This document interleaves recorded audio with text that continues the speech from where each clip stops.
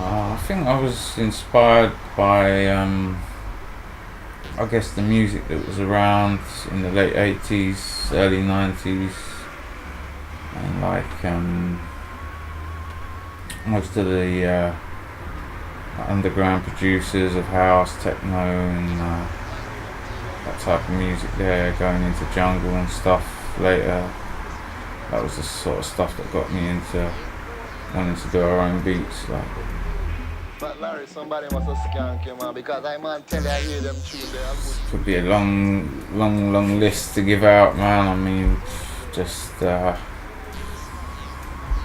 quite a few. I don't know. I guess it's hard to choose a few, you know, like without naming so many, man. But I guess out of techno, I like One Atkins, and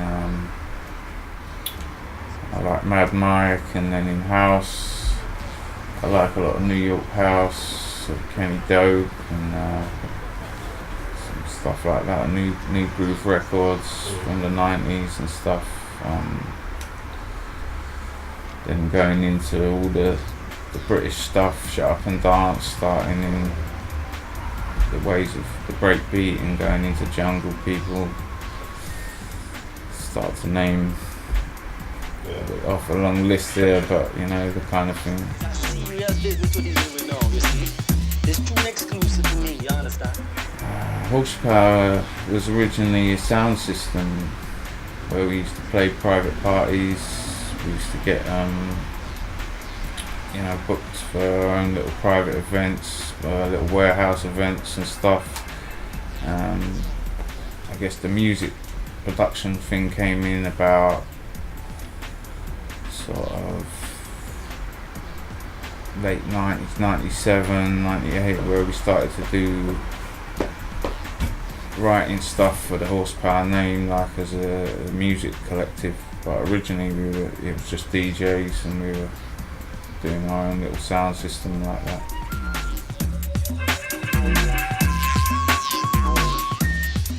Yeah, it's interesting actually. There's about 10 or 11 kind of members, some of them dating back to the old days when we were just DJing, and they don't always people play a current role, but it's kind of a loose collective, so many of the productions have been collaborative efforts between different members, you know, like myself and Matt Horsepower. He's one of the other main guys on the production. You got Jay King as well, and then there's like a whole host of other members who DJing or have got their own creative arts, people that do the graffiti, also you know, MCs and stuff like that. So.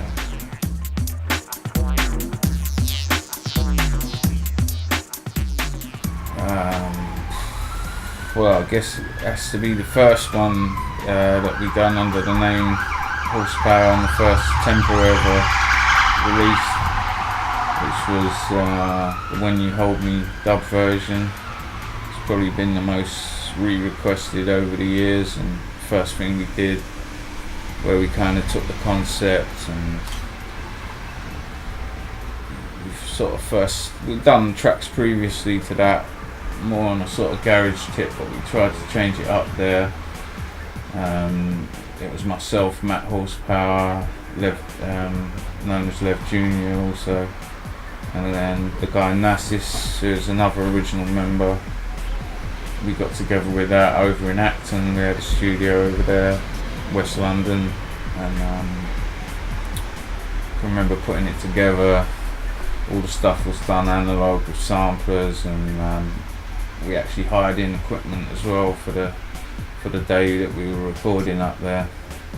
But finally recording down, and it's just a good vibe, and I think the tracks really speak for themselves. They were well received, and that's kind of what kicked it off for us anyway, so that's the most memorable.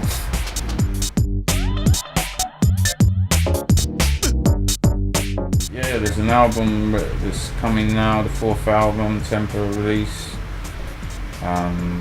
Ain't got a date yet for that one, but it's all completely wrapped, it's all done, so hope to wait for that in the next few months, kind of thing.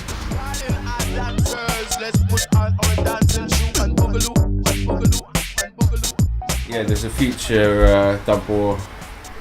material coming out, and possibly a re-release of the original Tempo number 4 or whatever it is, doing that, and might be doing a few little live set appearances under the Dub.A.V.E. name coming this summer, so there's a little bit of future things going on. Some of the tracks we wrote last year, hopefully going to make it to an EP, and we've had a couple of other free releases digitally on that, so people out there can find them maybe.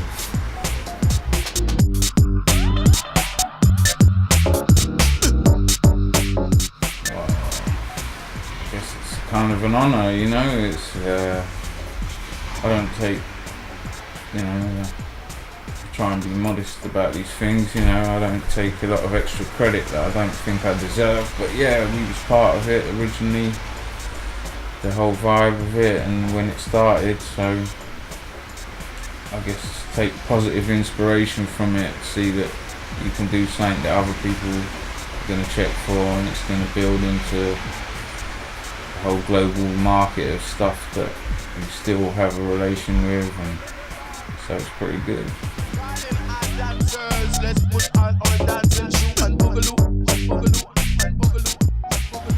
Oh, it's a hard question, man.